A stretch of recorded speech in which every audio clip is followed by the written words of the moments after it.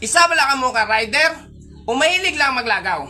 Tapos wala ka mo budget para sa intercom, magstoryanay, tungod sa kusog kangin, hindi ko mo batianay. Para sini, amo wala ka mo sini magstorya. Hindi na makatayaw. Kasurala! Anong sarala? Eh, baklon lang! Ano bakron daw? Basta, mabakanta, bisa ka motor! Chagaw! Ayaw, di ma. Tungod na budlayan ka mo nga wala sa intercom, mayroon ako sang DIY tips para lang makatipid. Kag hindi ka mo magastuhan, kag hindi ka mo mabudlayan, magstorya. Ari nga itong DIY nga intercom.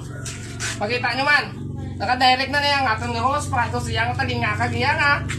Halin sa babae naman, pato naman sa talinga sa isa. So, magbatianay na sila, bisa na nung kakusog ang hangin. Amang kutunta nga itong nga customer. Kamusta pa kung okay man? Okay. Batian kayo? Oo, Bisa nami. kung kusog kayo, dagan mas nami sa batian. Nami, quality. Hindi na kailangan magsikilanay. Hindi na.